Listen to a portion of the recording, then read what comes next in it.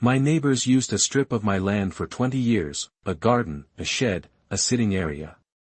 When I built a fence on the actual property line, they sued me for trespassing. They claimed adverse possession. I had a survey. Here's what happened.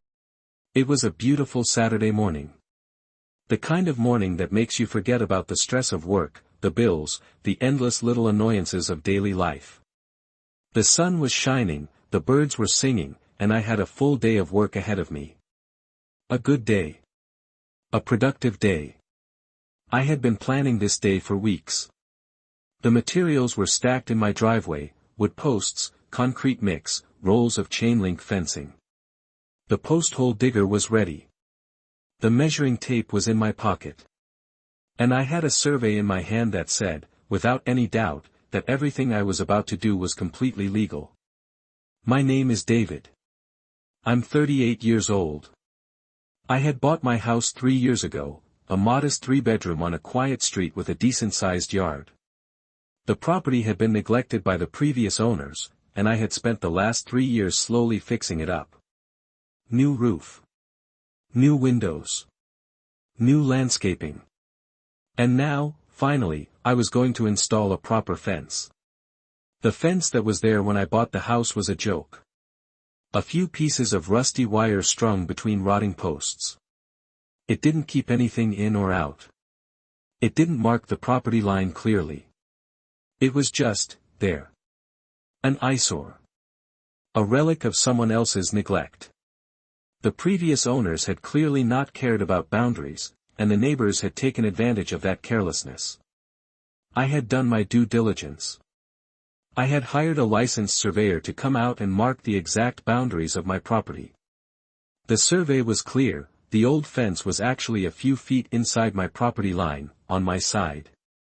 Which meant the neighbors, the Harrisons, had been using a strip of my land for years. Maybe decades. They had a garden there. A shed.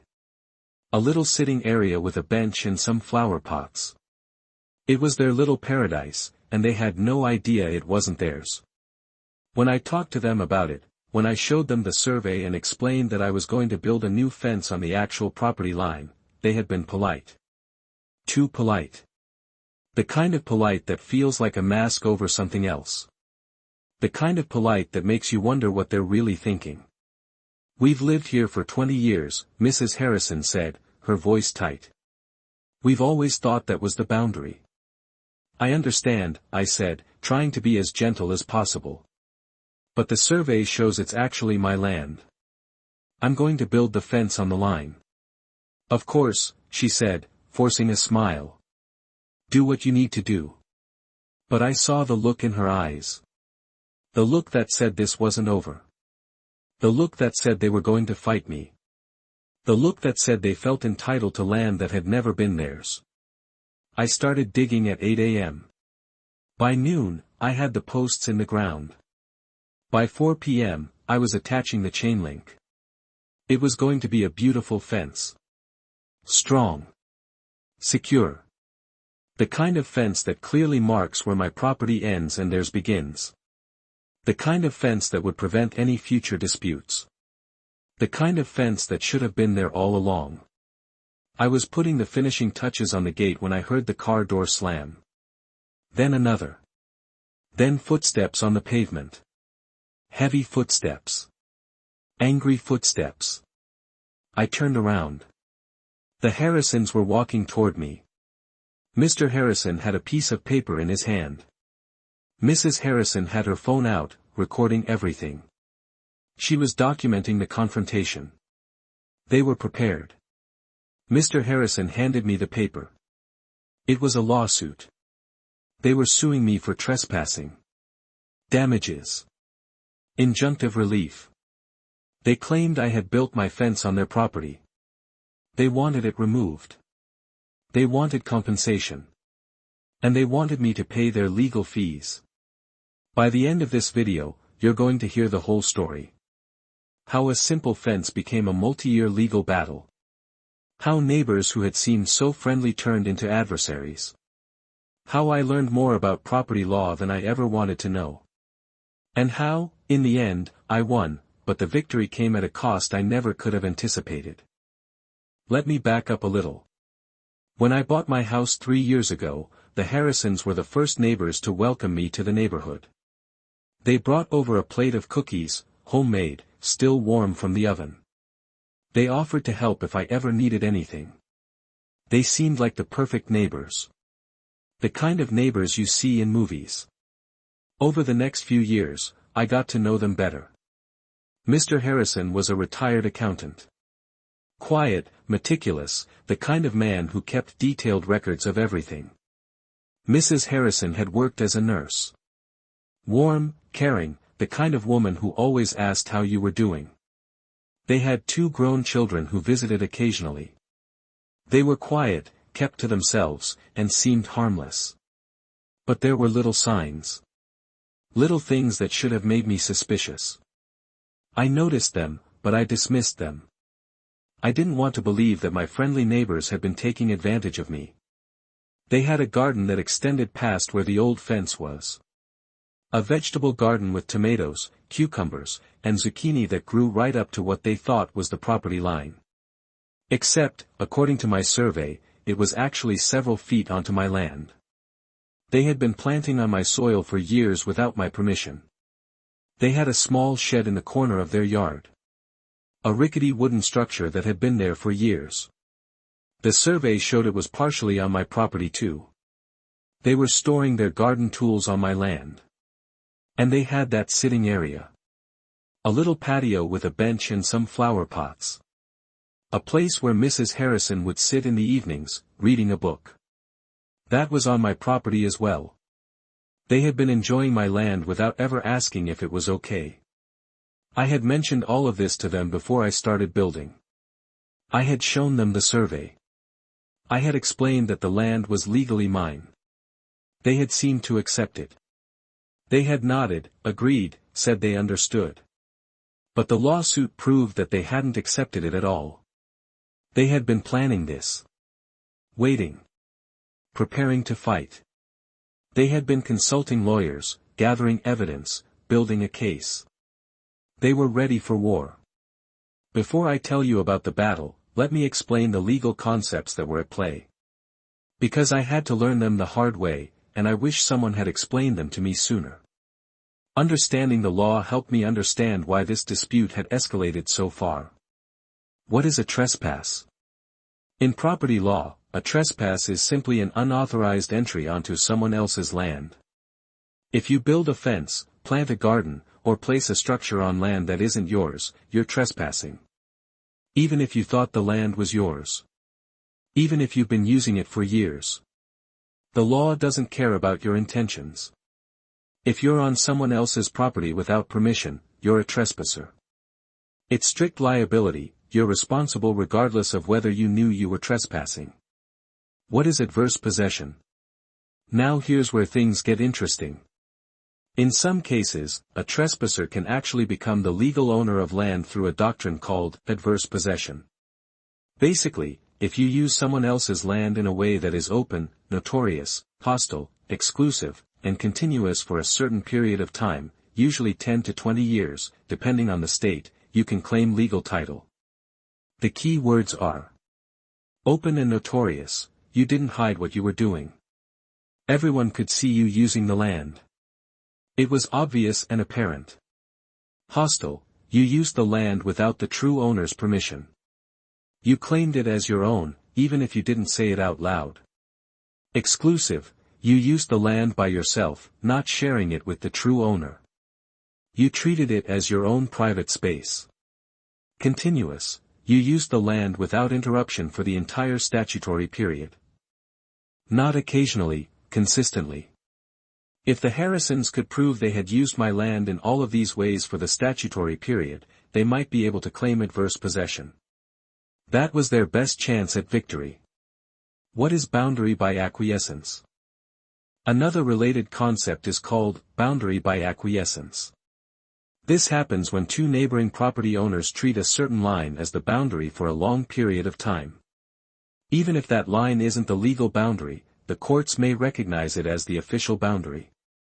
For example, if there's a fence that both neighbors treat as the boundary for more than 10 years, that fence can become the legal boundary, even if surveys show it's in the wrong place. The key is that both parties have to agree, either explicitly or implicitly, that the line is the boundary. If one party has been using the land but the other party didn't know about it, that's not acquiescence, that's just adverse possession. The role of the survey. In most states, a professional survey conducted by a licensed surveyor is considered strong evidence of the property boundary. The surveyor's job is to locate the property lines based on the original legal descriptions. But surveys aren't always perfect. They can be challenged. And if there's a dispute, the courts may decide to look at other evidence, like historical documents, aerial photos, and witness testimony. A survey is a powerful tool, but it's not always the final word. The first thing I did after being served was hire a lawyer. Not just any lawyer, a property law specialist. Someone who had dealt with boundary disputes before. Someone who knew the ins and outs of adverse possession and boundary by acquiescence. Someone who had been in courtrooms like this before. My lawyer, Sarah, looked at the lawsuit and laughed. Not a mean laugh, a relieved laugh. Like she knew we had nothing to worry about. They don't have a leg to stand on, she said. You have a survey. You have a clear title. They've been using your land, but they don't have any legal right to it. Then why are they suing? I asked, genuinely confused. Because they think they can scare you into backing down. Because they think the legal fees will make you settle. Because they've been using that land for 20 years, and they feel entitled to it. Entitlement is a powerful drug. She was right. The Harrisons had been using that land for decades. They had planted gardens, built sheds, and created a little oasis. It was their slice of paradise. And the thought of giving it up, of having a fence cut through the middle of their garden, was unacceptable to them. But the law doesn't care about feelings. The law cares about facts. And the facts were on my side. The next few months were consumed by the discovery process. Both sides were required to share evidence. Documents. Photos. Witness statements. It was invasive, exhausting, and expensive. The Harrisons produced old photos of their garden. Photos showing the old fence. Photos that showed where they had placed their garden, their shed, their sitting area. They were trying to establish a pattern of use. They produced witness statements from other neighbors who said they had always thought the fence was the property line. They were trying to show that the community had accepted their claim. They also produced a report from a surveyor they had hired. Not surprisingly, their surveyor found a different boundary line. He claimed that the old fence was actually on the property line, and that my surveyor was wrong. Their surveyor is a hack, my lawyer said. He's taking money from them to produce a report that says what they wanted to say. A real surveyor would have come to the same conclusion as ours. But he's giving them what they paid for. But the fact that they had hired their own surveyor meant that this wasn't going to be a quick case. We were going to have to fight it. We were going to have to go to court. One of the key moments in the case came when both sides presented their expert witnesses. This was the moment when the facts would be weighed against the opinions. My lawyer hired a professional surveyor from out of town. A certified expert in boundary disputes. He walked us through every detail of the survey process. He explained how he had found the original property markers. He walked through the legal descriptions and showed us exactly where the boundary was. There is no doubt, he testified, his voice steady and confident. The boundary line is clearly defined. The Harrison structures have been encroaching on Mr. Smith's property for years. The survey is definitive. The Harrison's expert was less convincing. He hemmed and hawed. He couldn't explain why his survey differed from the legal description. He made vague claims about historical use and customary boundaries.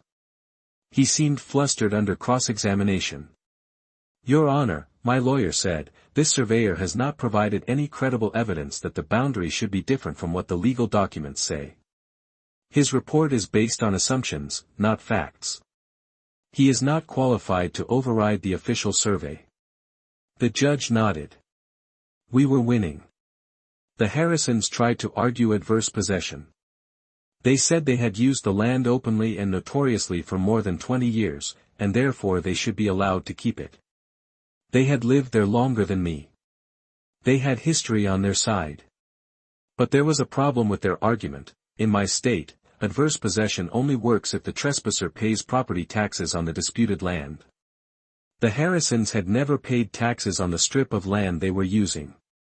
In fact, they'd never paid taxes on any of my property. Your Honor, my lawyer said, the Harrisons have failed to demonstrate that they have ever paid taxes on this property.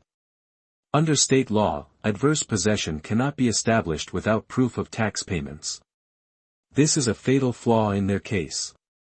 The Harrisons' lawyer tried to argue that the land wasn't assessed separately. But the court records were clear. The tax records showed my name on every line. There was no escaping it. Your Honor, it's simple, my lawyer concluded. A trespasser who doesn't pay taxes doesn't get to claim title. The law is clear on this point. It was a devastating blow to their case. There's another legal concept that was crucial to my case, the burden of proof. A person who is claiming adverse possession or boundary by acquiescence has the burden to prove it by clear and convincing evidence. It's not enough to say, I thought it was mine. You have to prove it. The Harrisons just couldn't meet that burden. They had opinions. They had feelings. They had old photos. But they didn't have facts. They didn't have written agreements. They didn't have surveys. They didn't have anything that would convince a judge that they had a legal claim to the land. Your Honor, my lawyer said, the defendants have failed to provide any credible evidence that they have a legal right to this property. They have provided opinions and assumptions, but nothing that meets the legal standard. The judge nodded again. The climax of the case came during closing arguments. Both sides had their chance to make their final pitch. The Harrisons' lawyer stood up and made an emotional plea. He talked about their years in the neighborhood. Their children. Their memories. Their garden. This family has lived here for 20 years, he said. They raised their children here. They have memories here. They have built their lives around this property. And now they're being told that everything they thought was theirs is actually someone else's. He turned to me. This man bought this house 3 years ago. 3 years. And he thinks he can just come in and destroy everything they've built. It was a powerful speech. I could see the judge looking at the Harrisons with sympathy. I could see the tears in Mrs. Harrison's eyes. For a moment, I felt like the villain. Then my lawyer stood up. Your Honor, she said, this case is not about feelings. It's not about memories. It's about the law. And the law is clear. She held up the survey. This survey, conducted by a licensed professional, shows the exact boundary line. The Harrisons have been using land that doesn't belong to them. They have never paid taxes on that land. They have never had legal title to that land. They don't even have a plausible claim to that land. They simply took it, and now they're angry that they have to give it back. She looked at the judge. Your Honor, this is trespassing. Plain and simple. And the law requires that they stop. The judge nodded. He was with us. The verdict came 2 weeks later. I was sitting in the courtroom, my hands sweating, my heart pounding. The Harrisons were in the front row, holding hands, their faces pale and drawn. The judge read his decision. In this matter, I find that the plaintiff has provided clear and convincing evidence that the property line is as described in the survey. The defendants have failed to demonstrate that they have acquired title through adverse possession. Their structures are encroaching on the plaintiff's property. The defendants are hereby ordered to remove all structures from the plaintiff's property and to pay the plaintiff's legal fees and court costs. I won. I couldn't believe it. I won. The Harrisons looked devastated. Mrs. Harrison was crying. Mr. Harrison was pale, his face ashen. They had lost everything. But I didn't feel like celebrating. I felt sad. Sad that it had come to this. Sad that a simple fence had turned into a war. Sad that my neighbors, who had once brought me cookies, were now my sworn enemies. The aftermath was brutal. The Harrisons had to remove all their structures from my land. The garden. The shed. The sitting area. Everything. It took them weeks. I watched them from my window, slowly dismantling the life they had built. They sold the house a few months later. I don't know where they went. I don't know if they ever spoke to any of the other neighbors again. I heard through the grapevine that they moved to a different state to be closer to their children. I felt guilty. Even though I had done nothing wrong. Even though the law was on my side. I felt like I had ruined their lives. My therapist told me something that stuck with me. They were living a lie, she said. They had been living on your land for years without ever doing the work to make it official. That's on them, not you. You didn't ruin their lives. You just pointed out the truth. But that didn't make me feel better. Not really. Let me share some numbers. Because boundary disputes are more common than you might think. How common are boundary disputes? About 10 to 15% of all property disputes in the U.S. involve boundary lines. The average cost of a boundary dispute lawsuit is $10,000 to $50,000, with some costing much more. Many disputes settle before going to trial, but those that do often take years to resolve. What causes boundary disputes? Unclear property descriptions, about 25% of cases. Encroachments, structures built over property lines. Fences placed on the wrong line. Reliance on old, inaccurate surveys. Neighbors who simply don't respect boundaries. A lack of communication between neighbors. What makes the problem worse? Unreasonable neighbors. Lack of communication. Defective legal descriptions. Poor legal advice. Egos and pride. The emotional attachment people feel to their land. How can you avoid a boundary dispute? Get a professional survey before building anything. Communicate with your neighbors early and often. Document everything. Maintain clear property markers. Consider mediation before going to court. I wish I had known all of this before I started building. Maybe I could have done things differently. Maybe I could have avoided the lawsuit entirely. This whole experience taught me a lot. About property law, about neighbors, and about myself. Know your boundaries. Before building or changing anything that could affect your property, get a professional survey. It's expensive, but it's cheaper than a lawsuit. It's the best investment you can make. Communicate with your neighbors. Even if the law is on your side, it's better to have a conversation than a court case. Explain what you're doing. Show them the survey. Try to find a compromise. Most disputes can be resolved peacefully if both sides are willing to talk. Document everything. If you're worried about a dispute, keep records. Photos, emails, letters, everything. You never know what you might need in court. Documentation is your best defense. Hire a good lawyer. If you end up in court, you need someone who knows property law. Don't try to handle it yourself. It's too complicated. A good lawyer can make all the difference. Don't let anger consume you. Lawsuits are stressful. They take years. They cost money. They ruin relationships. Try to find a way to resolve the dispute without going to court. Your peace of mind is worth more than winning. Sometimes you have to stand your ground. Even if it's hard. Even if it hurts. If the law is on your side, you have to stand up for yourself. Don't let anyone bully you into giving up what's rightfully yours. Let me be honest about the numbers, because no one warned me about the financial toll of a boundary dispute.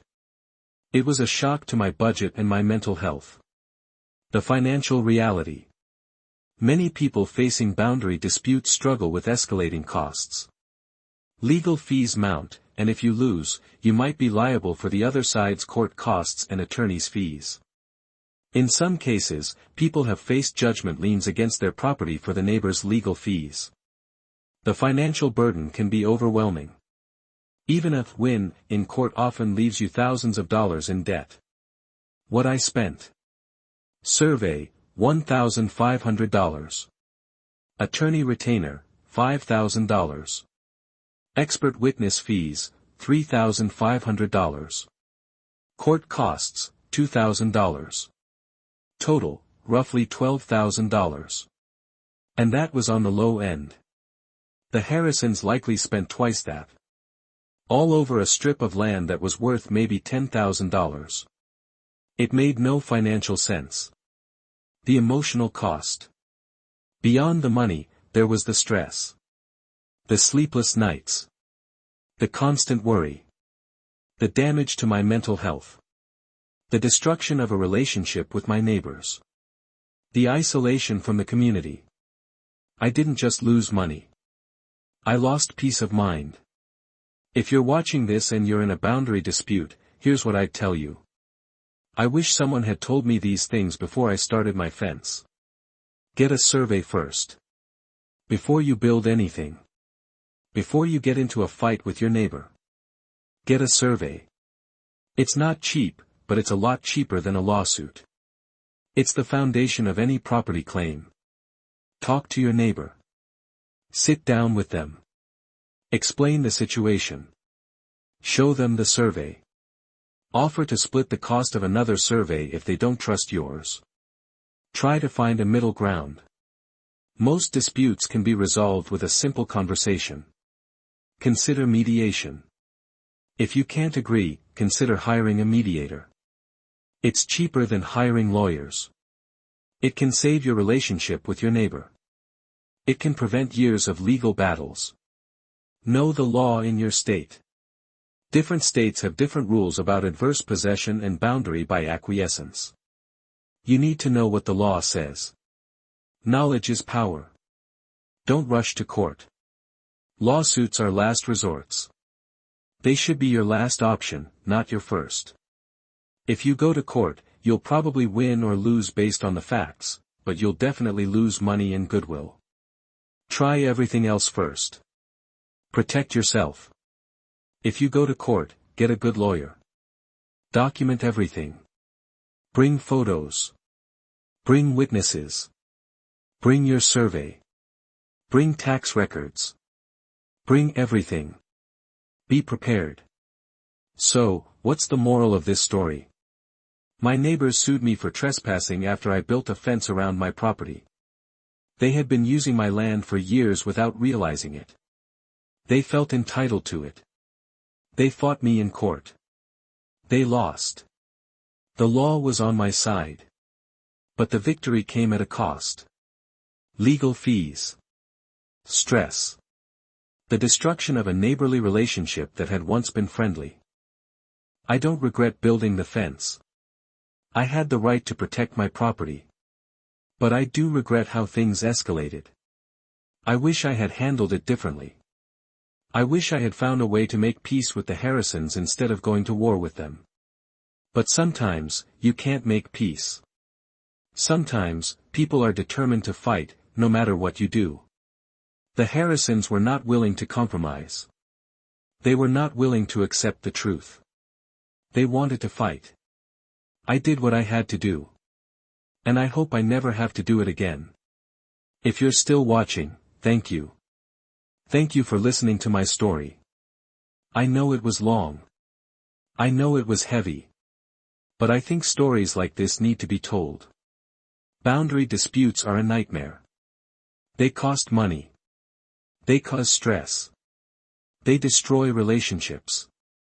And they often arise from simple misunderstandings that could have been resolved with better communication. If you're dealing with a boundary dispute, I hope my story helps you navigate it. I hope you can avoid the mistakes I made. I hope you can find a peaceful resolution. And if you can't, if you have to fight, I hope you win. I hope you get justice. I hope you come out the other side with your property intact and your sanity preserved. Take care of yourselves. And remember, property lines are important. But so are relationships. Sometimes it's worth sacrificing a little to preserve the latter. If you liked this story and want to hear more real-life drama stories, click the video on screen right now. Thanks for listening. Take care of yourselves. And remember, know your property lines, and always, always get a survey.